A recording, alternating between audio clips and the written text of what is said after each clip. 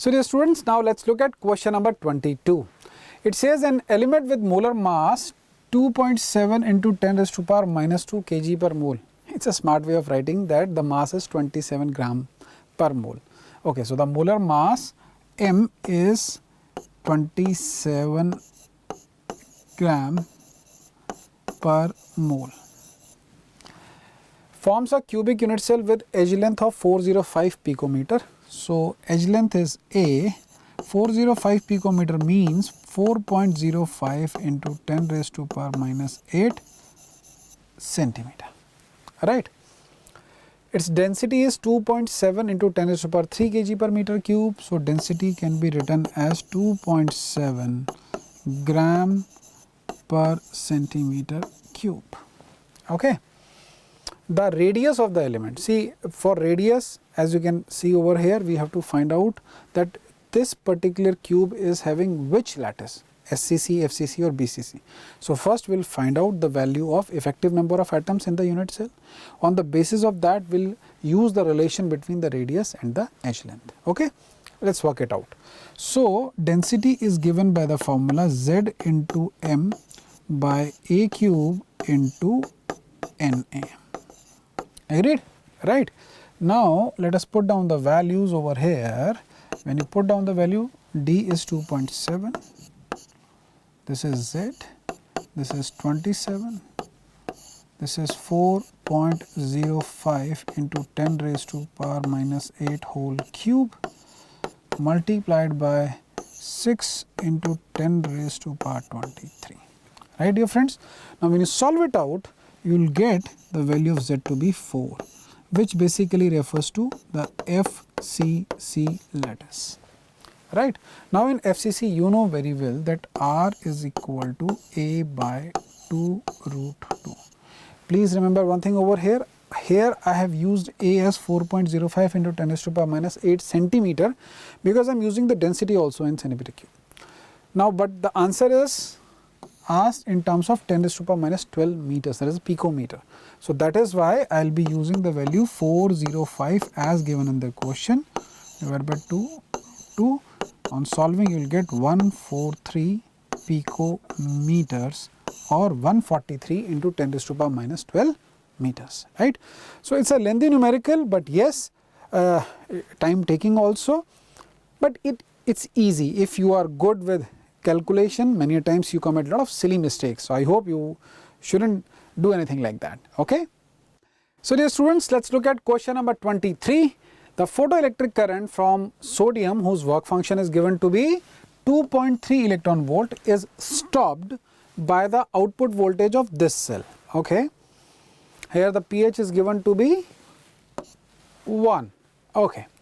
The pH of aqueous HCl which is required to stop the photoelectric current from potassium, whose work function is given to you, and all the other conditions are remaining the same, and the pH should be in terms of 10 raised to power minus 2, okay, to the nearest integer. Great. So basically what we are saying is that, say light is falling on the sodium metal, the electron which is being ejected, fine, this ejection is being stopped, or you are applying the stopping potential, right. So how much should be the pH of the cell which can stop the current flow in the case of potassium, right? A very good question, a good numerical. Let us try to understand the concept once again. I have this surface of sodium, right? Some incident energy which I call as EI is falling on this particular surface. The electron which is being ejected is stopped by the voltage from the cell.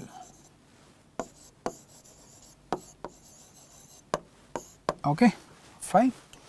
Now I am given all the values for the calculation of voltage for the cell. So that way I will be getting the kinetic energy of the electron, work function is given to you. So I can calculate the incident energy, right.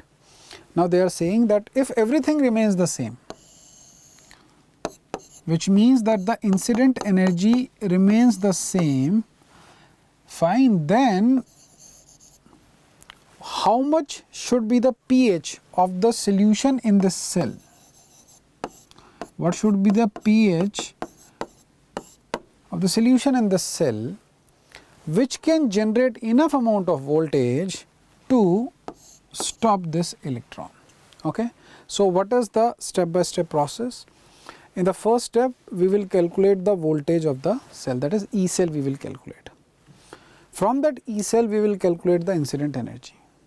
Then we will put that incident energy over here and we will calculate the kinetic energy of the electron. From that kinetic energy, we will calculate the pH of the cell. Okay. Now, let us look at the calculation of the voltage from the cell, that is step number 1. So, you see the equation, let me first write down the electrochemical cell. So, here you have got HCl and they are saying that the pH is equal to 1, which basically means that the concentration of H plus is equal to Cl minus ion is equal to 10 raised to power minus 1, right. Now, this is being dipped in AgCl solid Ag. Fine, this is the cell. Now, let me write down the reactions at the cathode and the anode. At anode,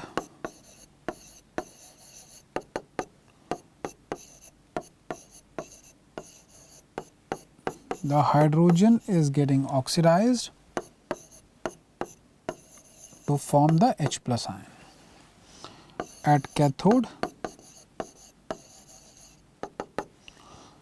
the AgCl solid will gain this electron and will form the Ag solid plus Cl minus aqueous. Okay. Now, this is the equation. Now, what I will do is I will now add it up to calculate the E naught cell and the E cell. So, you see when you talk about the E naught cell,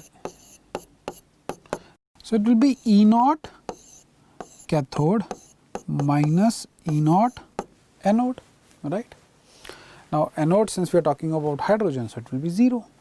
So, it will be equal to E naught cathode.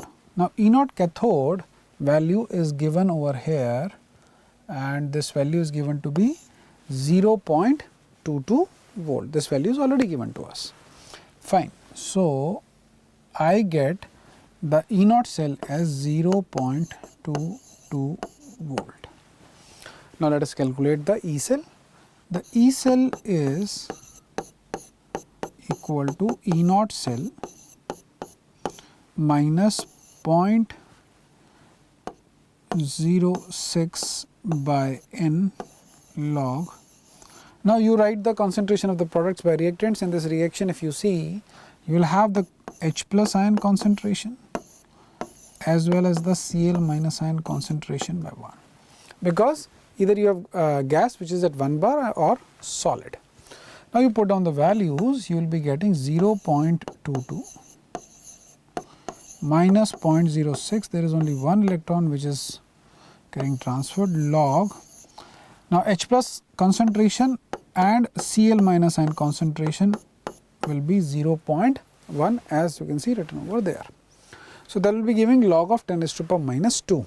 So, you are going to get 0.22 plus 0.06 into 2. On solving, you will be getting 0.34 volt, right dear friends. Okay.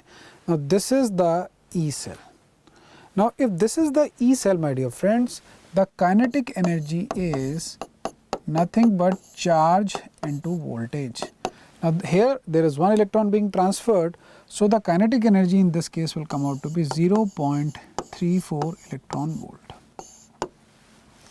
Now, using this kinetic energy, I can find out the incident energy EI, which is equal to the work function of sodium plus this kinetic energy. Now, what is the value of work function given? Let us check out the question. It is given to be 2.3 electron volt. How much? 2.3 electron volt. So, this is 2.3 plus 0.34. So, you will be getting 2.64 electron volt. Now, this is the incident energy. Now, we have to find out the kinetic energy of the electron in the case of potassium. So, EI is equal to ER plus kinetic energy. Here this ER is referring to the work function. Okay. Now, work function is given to be 2.25, incident energy is 2.64, kinetic energy is what we have to find out. So, kinetic energy will come out to be 0.39 electron volt. Agreed? Okay. So, if kinetic energy is 0.39 electron volt, the E cell will be equal to 0.39 volt. Got it? Now, using this, we have to find out the pH. Now, let us write down the equation once again. See, over here we took H plus concentration and Cl minus N concentration. As you know, it is coming from HCl only. So, the concentration would be same. So, over here I will write E cell is equal to E naught cell minus 0.06 by N log of H plus ion concentration, because Cl minus ion and H plus ion concentration are same. So, I can square it up over here, right. Now, you put down the values. So, this is 0.39, this is 0.22 minus 0.06 by 1. Now, see, log of H plus can be written as minus pH. This 2 will come out and you can write it as minus of pH. Alright. Now, solving it further, you will be getting 0.39 is equal to 0.22 plus 0.12 into the pH. So, from here you will be getting pH is equal to 0.39 minus 0.22 divided by 0.12, right. Now, this will come out to be somewhere around 1.42. But I have to write down the value in terms of 10 raised to the power minus 2. So, I can write this as 142 into 10 raised to the power minus 2.